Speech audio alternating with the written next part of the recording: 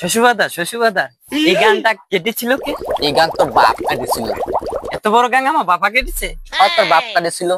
এত মাটি ফেলেছে কোনো? এত মাটি চিবিয়ে চিবিয়ে খাইছিল। দাঁতে দাঁতে কিস কিস করেছিল না? দেখ যদি আরেকটা কথা কইছি তোকে আমি জুতে দিয়ে বাইরে লাম্বা করে ফেলবো, তুই আমার জ্বালে জ্বালে। তাইলে আমি শ্বশুর বাড়ি গিয়ে বুঝতে সাবে খামুনি কেমনে দিয়া? বুঝতে খাবানি কি করি, বুঝতে খাবানি কি করে? আমার এত বদলে জ্বালাতে জ্বালাতে আসতেছে, তার তো সহ্য হচ্ছে না। শোন, তোর এই শাশুড়ি আজকে বাবা পিঠা বানাইবো না, ভারী মজা। কপাল আমার কপাল, কিরকম মজা আমার সাথে মেয়ে বিয়ে দিয়ে। দেখ আরেকটা যদি কথা বলিস তোর হাত পা আমি গুঁড়ো করে দিব না কিন্তু। তাইলে আমি শ্বশুর বাড়ি গিয়ে বুঝতে সাবা করে খাবো কেমনি? গোস্তে খাবানি কি করে, গোস্তে খাবানি কি করে? এই যে এত বড় পথ আমার জ্বালে জ্বালাতে আসতেছে, তাতে তুই বুঝতে পারতেছিস না তুই গোস্তে খাবানি কি করে? তোরে বাইরে হাত পা গুঁড়ো করে দেবো না কিন্তু। তোর সাথে মেয়ে বিয়ে দিয়ে আমি সাই খাইছি কেন? আমার কাছে কইলি 10 কেজি আটা কিনে দিতাম।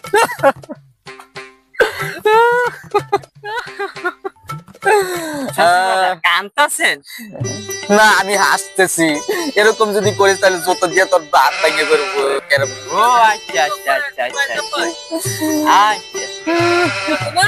শোন, তোর এই ঘটনা যদি পাড়ার মানুষ যদি জানে তাহলে আমার মান সম্মান থাকবে না নে। তোর দুটো হাত ধরছি, তোর দুটো পায়ে পড়ছি, আর এরকম জ্বালাতন যন্ত্রণা করিস না। আমি 68,000 মেয়ের বাপ গো বলবো যে মেয়ের বাপরা তোমরা মায়ের বিয়ে দেওয়ার আগে জামাই খোঁজ খবর নিয়ে তারপর মায়ের দিয়ে বিয়ে দিবে। আমার মতো এরমের মায়ের জামাই যাতে মেয়ে যাতে না দাও।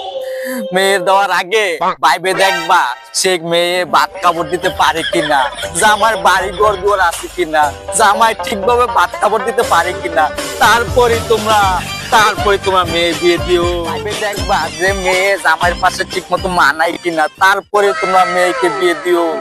শ্বশুরবাদা আপনি কি জাত পায়ে বনি করতেন?